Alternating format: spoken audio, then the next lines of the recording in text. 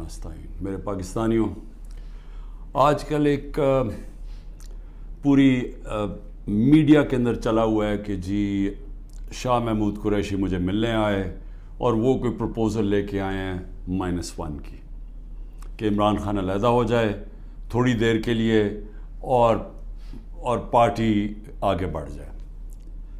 तो मैं आप सबके लिए, पहले तो शाह महमूद कोई इस तरह की प्रपोज़ल नहीं लेके आए।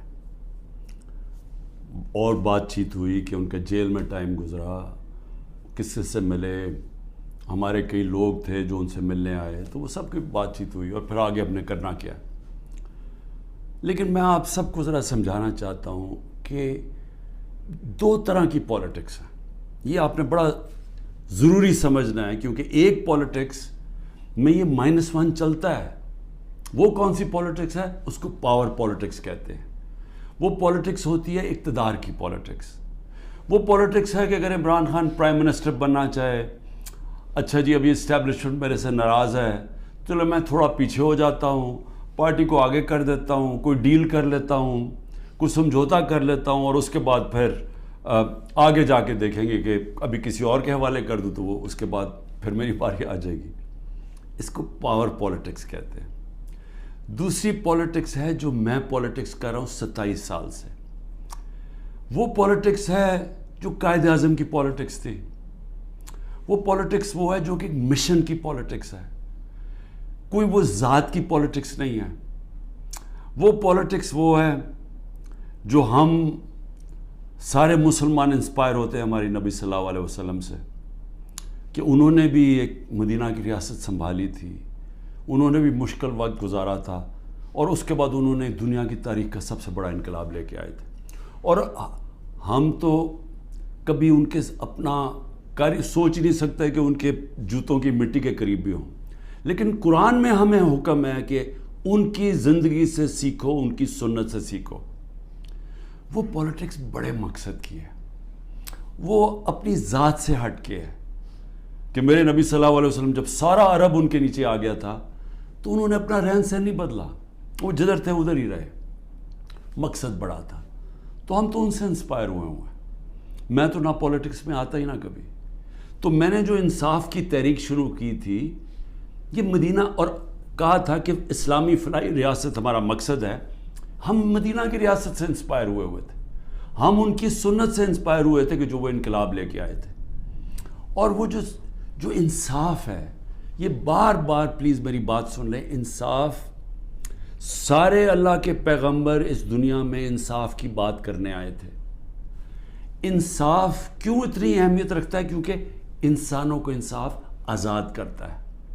फ़िरौन क्यों कुरान में बुरा समझा जाता है? इंसानों को ग़ुलाम बनाया था उसने जुल्म करके। क्यों नबी सल्लल्लाहु अलैहि वसल्लम दुनिया का इनकलाब लेके और छोटे से इंसानों को बड़े इंसान बना दिया? क्योंकि इंसाफ से आज़ाद कर दिया। ला इलाहा इल्लल्लाह ने लोगों को आज़ाद कर दिया।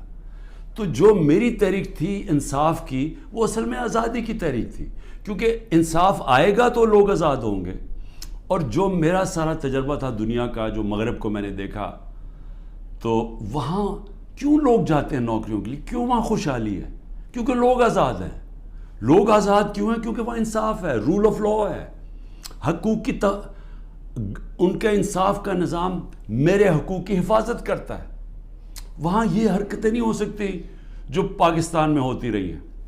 और मैं ये भी कहता हूँ कि मेरे अपने लोगों को, मैं अपनी टीम को बताता हूँ कि अब आपको पता चला जो हमारे पर जब जुल्म हुआ, कि कैसे पाकिस्तान का कमज़ोर तबका, मज़दूर, हारी, किसान, जो कमज़ोर तबका है, गरीब, वो छाबड़ी वाला, छोटे दुकानदार, छोटे सनतकार, ये हर वक्त उनको इसका जुल्म का सामना करना पड़ता है। जब वो ताकतवर के सामने आते हैं, उनके पास कोई उनकी हिफाजत करने के लिए नहीं, उनके तहफ़्फ़ुज़ करने के लिए नहीं, उनके फंडामेंटल राइट्स को कोई किसी किस्म का तहफ़्फ़ुज़ नहीं। और इसलिए थाना कचहरी पटवारी की पॉलिटिक्स है, क्योंकि जो उनका राइट है थाना कचहरी पटवारी, वही उनको उधर जुल्म होता है उनके ऊपर, उनकी ज़मीनों पे कब्ज़ा होता है। कब्ज़ा ग्रुप है यहाँ, क्योंकि इंसाफ नहीं है।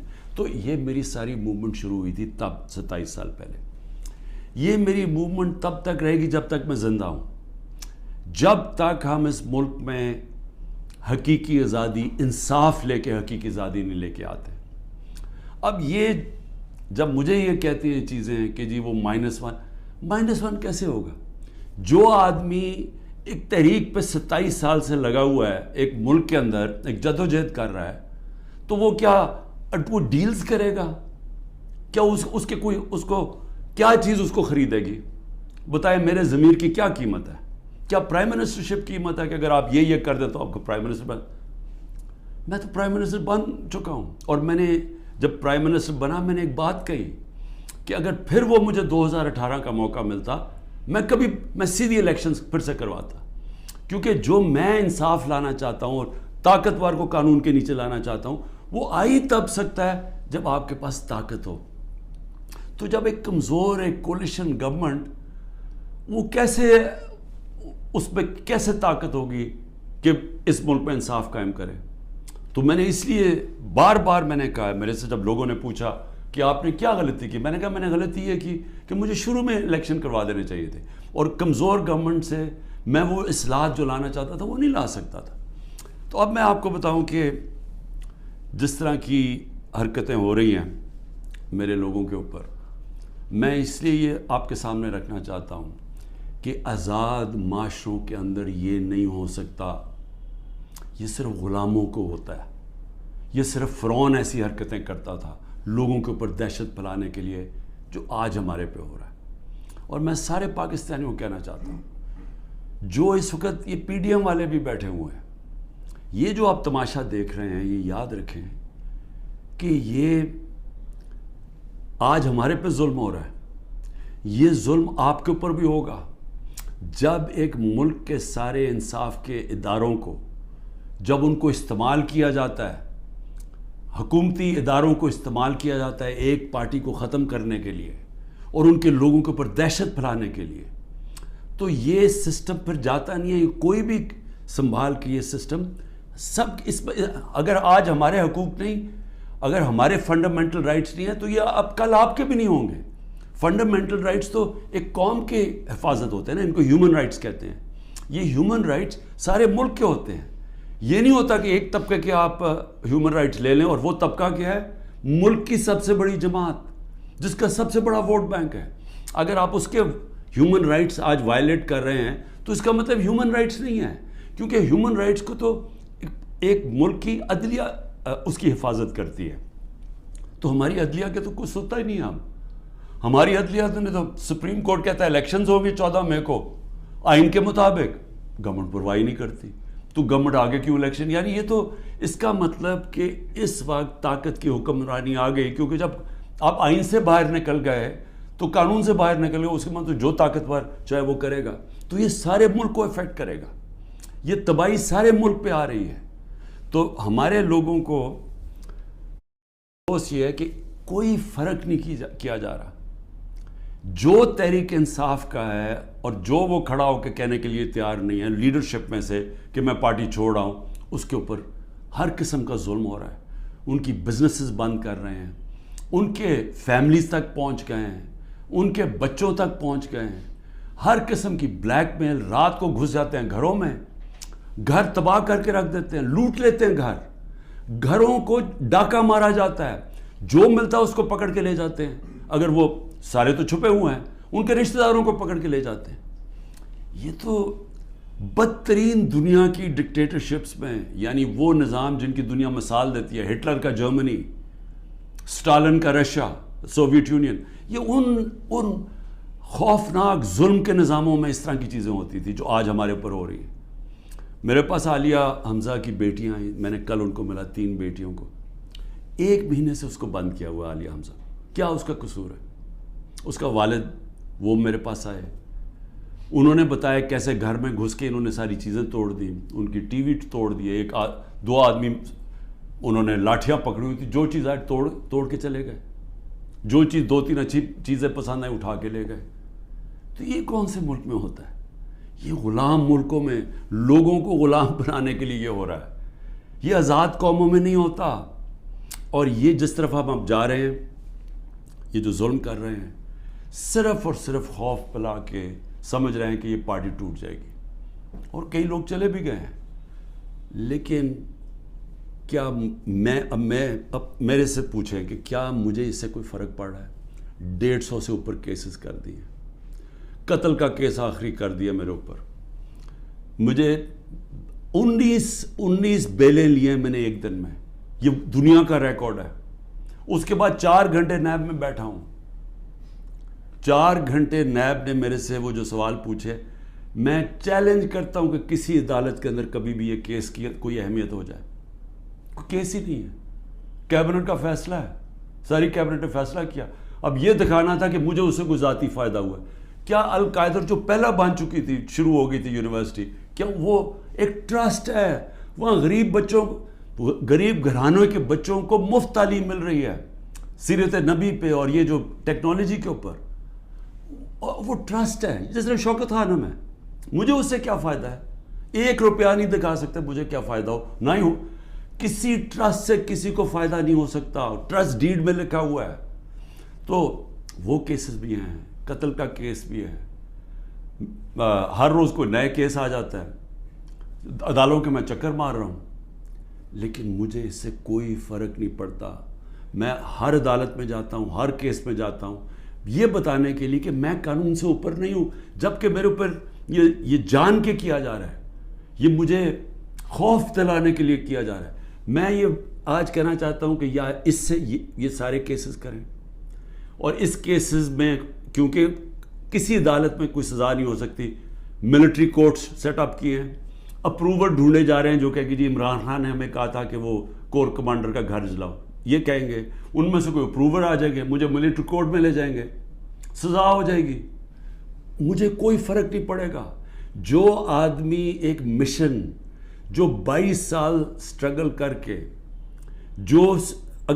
جس کے پاس سب کچھ تھا، کوئی ضرورت نہیں تھی 22 سال سٹرگل کرنے کی، اگر وہ آج 27 سال کے بعد اگر کسی کا خیال ہے کہ میں جیل سے ڈر جاؤں گا، یا جو بھی یہ جو 2.5 قاتلانہ ہم دو میرے اوپر حملے ہو چکے ہیں قتل کرنے کے لیے، ایک مجھے وقت پہ پتہ چل گیا تو میں نے ٹی وی پہ بتا دیا کہ کیا کرنے جا رہے تھے. تو اس سے کیا فرق پڑے گا؟ جو قاتلانہ حملے سے نہیں ڈرتا تو وہ کس سے اور ڈرے گا؟ لیکن اس سے بھی زیادہ گھٹیا پان میری بہنوں تک پہنچ گئے ہیں. میری بیوی کے اوپر کیس، ٹرسٹی ہو کے اس کا وارنٹ کا، ایک ٹرسٹی کو 1 پیسہ نہیں مل سکتا، کیونکہ وہ سیرت نبی میں بہت ان کی سٹڈی ہے، وہ انٹرسٹڈ تھی القادر یونیورسٹی، وہ ٹرسٹی ہے، اس کے اوپر وارنٹ نکال دیا. میری بہنوں کے اوپر میں صرف یہ بتا رہا ہوں کہ کس لیول پہ پہنچ گئے ہیں. ایک بہن کا بیٹے کے اوپر وارنٹ نکالا ہے، اس کا خنسامہ اٹھا کے لے گئے، وہ بیٹا نہیں تھا. خنسامہ جب واپس آیا وہ آئی سی یو میں 2 ہفتے سے پڑا ہوا ہے، آئی سی یو کے اندر خنسامہ، اسے پتہ کیا کیا وہاں جیل کے اندر. ایک بہن اس کی بہو کے پاس پہنچ گئے کہ جی آپ کوئی جیو فینسنگ میں آپ کہیں تھی، اس کے پاس پہنچ گئے. ایک بہن اس کی زمین اس کے اوپر اینٹی کرپشن پہنچ گئی ہے. میں نے اپنی بہنوں کو ویسے کہا، میں نے کہا دیکھو ملک سے باہر چلے جاؤ. وہ تینوں کھڑی ہیں، نہیں ہم فیس کریں گے، ہم نہیں جاتے. مجھے کئی دفعہ جی عمران خان آپ ملک سے باہر، میں کیوں ملک سے باہر جاؤں گا؟ یعنی میں نے اگر کوئی کرپشن کی ہوتی تو میں بھی شاید جس طرح یہ بھاگ جاتے ہیں، جب ان کے اوپر اقتدار سے نکلتے ہیں سب باہر بھاگ جاتے ہیں، کیونکہ ان کے کیسز ہوتے ہیں، باہر بھاگتے ہیں، کیسز رک جاتے ہیں. میں سارے کیسز فیس کروں گا کیونکہ میں نے کوئی غلط کام نہیں کیا. مجھے پتہ ہے اللہ الحق ہے. یہ خود ہی جب یہ جو کوئٹہ کا مرڈر کیس کیا، یہ خود ہی ذلیل ہو رہے ہیں. اس میں سب کو پتہ ہے، کوئٹہ کے اندر سب کو پتہ ہے کہ ان کی دشمنی تھی. میں پھر آگے آپ کو کہوں اب آگے کیا راستہ ہے، ملک کا راستہ آگے کیا ہے. میں جو یہ ان سے بات کرتا ہوں کہ میرے سے بات چیت کرو، کوئی بات چیت نہیں کرتا. میں اپنی اسٹیبلشمنٹ آرمی چیف سے اسے کہتا ہوں کہ بات چیت کرو، کوئی بات چیت کرنے کے لیے تیار نہیں ہے.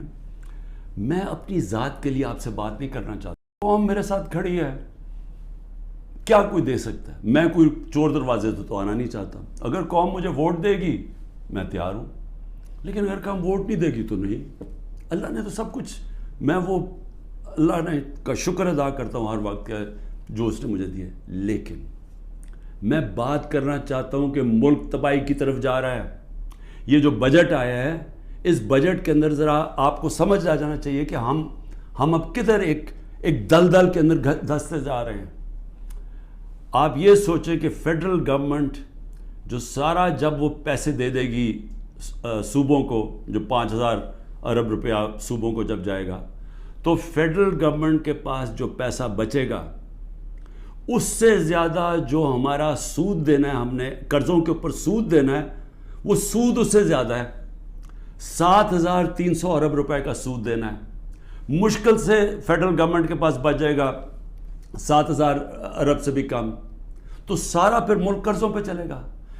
ہم نے 3.5 سال میں 18,000 ارب 18,400 ارب قرضہ لیا تھا. 18,400 ارب قرضہ 3.5 سالوں میں. انہوں نے تقریباً 15,000 ارب قرضہ ایک سال میں لے لیا. تو یہ قرضے چڑھائے جا رہے ہیں, انڈسٹری بند ہو رہی ہے. گروتھ ریٹ جو تھی جس سے دولت میں اضافہ ہوتا ہے وہ 6.1% سال پہلے تھی, آج وہ پہنچ گئی ہے 0.3 پہ. تو جو دولت ہے اس کے اندر تو کمی ہو رہی ہے, قرضے بڑھتے جا رہے ہیں. ڈالر کدھر سے آئیں گے؟ انہوں نے 25-30 ارب ڈالر ایک سال کے اندر دینے ہیں, وہ کدھر سے آئیں گے؟ تو میں آج اس لیے یہ سوال پوچھ رہا ہوں کہ کوئی تو روڈ میپ ہوگا نا. ابھی تو روڈ میپ یہ ہے کہ کسی نہ کسی طرح عمران خان کو ختم کرو, اور اگر P T I Imran Khan سے تو اس کو ختم کرو. تو ابھی تو یہ ون پوائنٹ ایجنڈا, ساری ایجنسیز, سب کچھ, سارے ملک کے ادارے وہ اسی پہ لگے ہوئے ہیں کام کرنے. لیکن میں سوال کچھ اور پوچھ رہا ہوں. میں یہ نہیں کہہ رہا کہ کریں, ہم کھڑے ہیں. اس میں سے ایک آپ یہ کرم کر رہے ہیں کہ میرے جو نظریاتی لوگ ہیں وہ نظر آنے شروع ہو گئے ہیں کہ وہ نظریاتی لوگ کون ہیں, اور وہ نظر آنا شروع ہو گئے کہ جو ہمارے ساتھ اور مقصد کے لیے آئے تھے, ان نظریے کے لیے نہیں آئے تھے. تو ایک تو آپ فائدہ کر رہے ہیں کیونکہ صرف نظریاتی پارٹی اب پاکستان کو اس دلدل سے نکال سکتی ہے. لیکن نکالے گی کیسے؟